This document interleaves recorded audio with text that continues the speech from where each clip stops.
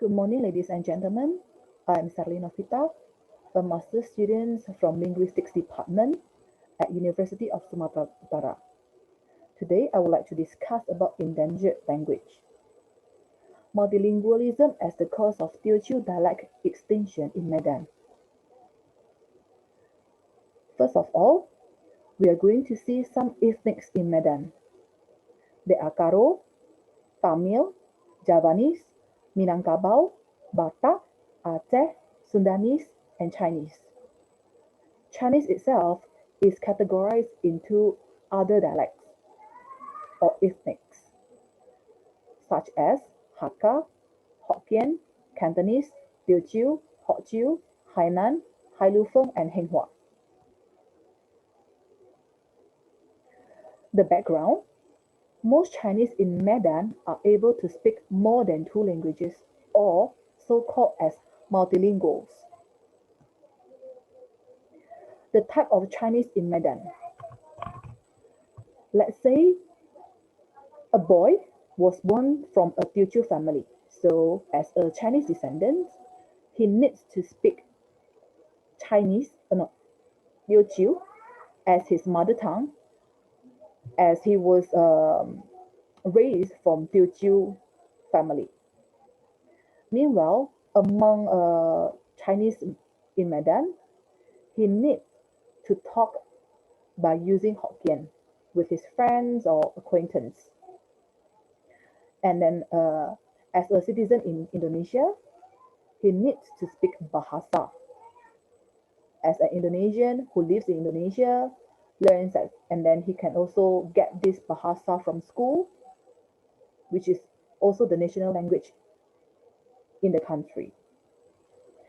And then for English, the boy or an individual can acquire this language by studying at international school or probably national school which still use English as the mandatory subject. Or probably he could get his English from the English course or from the digital media like social media or YouTube. And then for Mandarin language, to show Chinese identity having names with Chinese characters, some practice at home verbally, some enroll at Mandarin course demanded by parents, as Chinese characters are considered to be important in the tradition. And then the phenomenon. Due to this multilingualism, the Chinese, especially Teochew people, tend to mix their mother tongue in their daily conversation. The theoretical review. Sociolinguistics, an interdisciplinary study which is concerned in the relationship between language and society with the goal of a better understanding of the language structure and of how language used in communication, by Gumpers, 2008. Multilingualism is a complex phenomenon that can be studied from different perspectives in disciplines such as linguistics, psycholinguistics, sociolinguistics, and education. According to Lee, he defined a multilingual individual as anyone who can communicate in more than one language, be it active through speaking and writing or passive through listening and reading. So in this multilingualism, an individual tend to code mix. Code mix occurs when a speaker changes from one language to other in the course of a single utterance. It is the use of a language or language variety in relaxing situation between the speaker and the listener, who have an intimate relationship. Code mixing means a mixing of two codes or languages, usually without a change of topic. Code mixing often occurs within one sentence, one element in language A and rest in language B. In formal situation, the speaker tends to mix the language because there is no exact idiom in that language, so it is necessary to use words or idioms from other language. The research review. Moriyama 2018, in his article entitled Masyarakat Multilingual dan Kebijakan Bahasa Indonesia, describes how he concerns about dialects in existence among the ethnics in the globalization era. Sundanese dialect is considered to be outdated, old-fashioned, and not developing.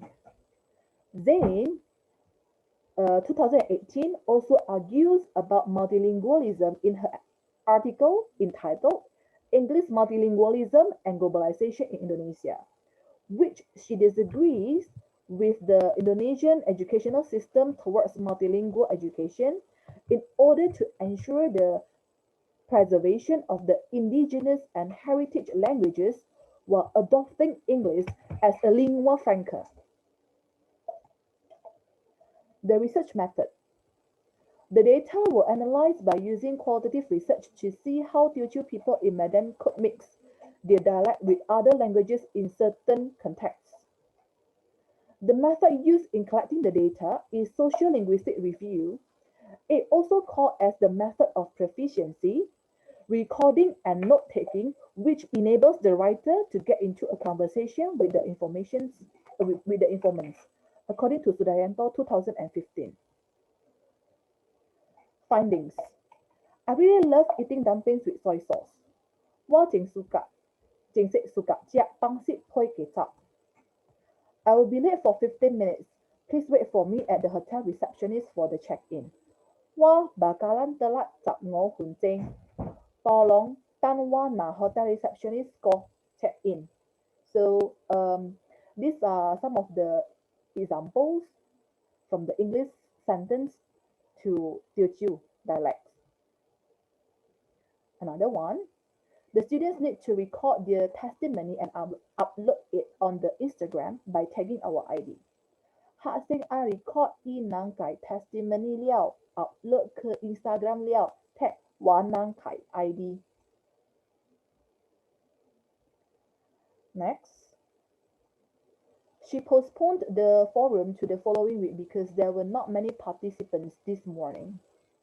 I undur forum ke 後禮拜，因為早起無安尼做人對。So we can see from some of these analysis that Teochew people tend to mix with bahasa words like suka, undur, bakalan telat, and then English words like forum, testimony, Instagram, upload, and then Mandarin like 因为 from the because word. The conclusion. There are many words in Teochew which tend to be replaced with Bahasa and English as the informants do not know their Teochew version. In their daily conversation, they usually could mix some words or phrases with adopted languages that describe the exact words rather than explaining the forgotten or unknown words with figures or by using Teochew. This phenomenon happens due to the globalization era when speaking English is the trend and speaking Bahasa is a compulsory. It is truly suggested that dialects can still be preserved among the youngsters with the support of social media like YouTube. That's all for my presentation. Thank you for your attention.